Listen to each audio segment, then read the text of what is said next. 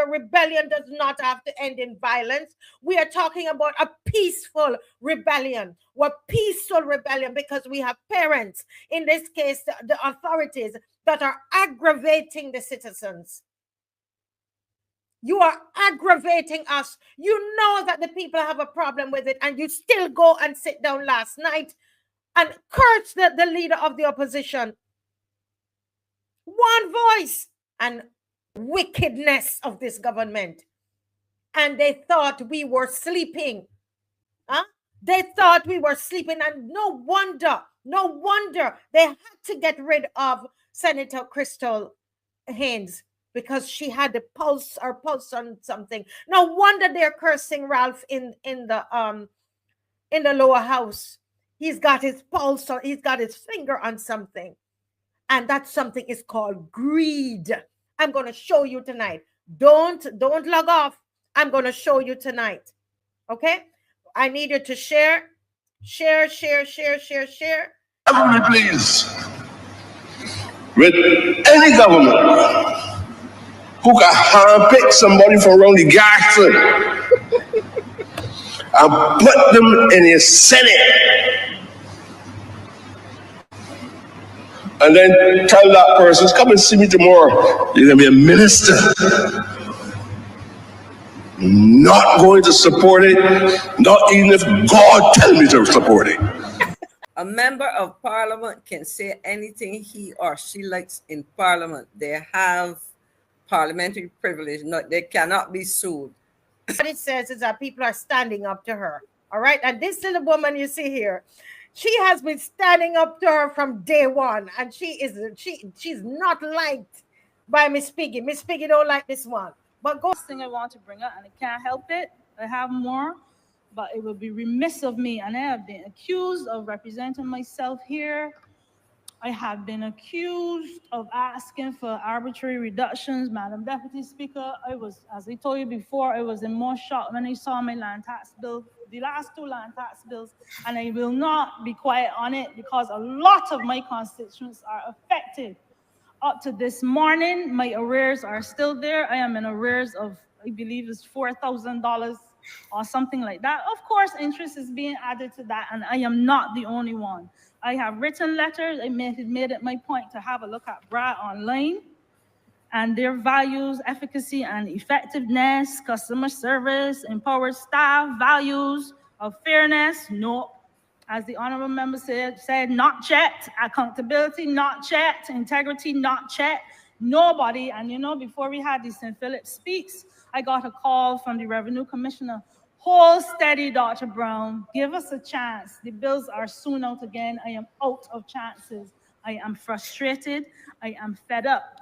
And it's not only my constituents. Yes, we have Sanford, Ruby. There's also Fair Pilgrim and other areas, as far as I know, with unauthorized gasifications. I have constituents who had asked for waivers, a look-see at the bills. One of them in particular, disabled, her husband has died. It has gone in since 2021.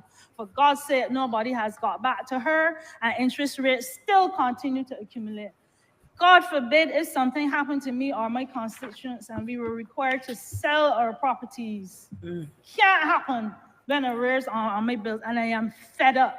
I never get angry in here. I never. But I am so fed up of checking every week online to see if it was adjusted, and it never has, and I am tired. Well, I was listening to the show, but my main point is, you see, I said some time ago to you all, Marcia, that our parliament has become now like the fish market. Many people would not agree. But if you sit down and listen to the debate over the time, and then you see the reactions from the parliament, Marcia, these are big people with a responsibility. Parliament is supposed to be our heart out in the land, and we have some representatives there who have gotten fat. They go home with their thousands of dollars when the months come in their pockets.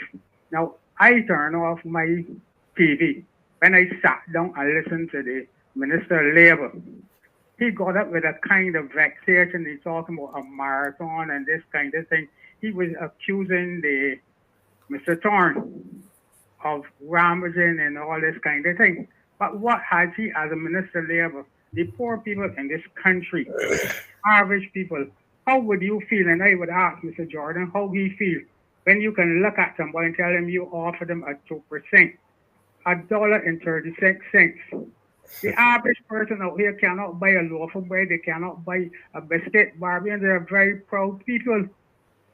A Barbarian will come to you, Mara, and say he would be hungry, and you know he is hungry, and he would not tell you, you would have to ask him, Martha, because of our pride. Yeah? The Prime Minister, when she could look at us and tell us now she is going to use people's dormant account, the central bank, you see we have anatomy there, where it once said that you have a dormant account that was supposed to put this in the paper. It was supposed to be 10 years as advertised, and if the people had family, they could make a positive claim. How could you take 50% of people's money? Because we're going to take the Prime Minister's value of what she has? Huh? Are we sheep? We are two of the passive people. We need to wake up and smell the coffee. You could remember the Africans saying they're from Kenya? When we lose our fare? Yes. They lose their that? Yes, when we lose our fare, they lose their power. Right.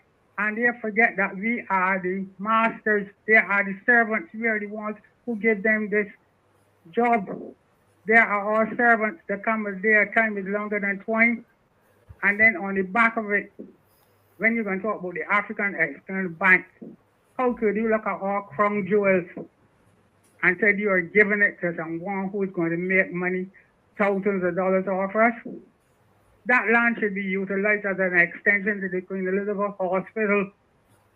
Huh? Where are we going to put all these hotels that we hear about?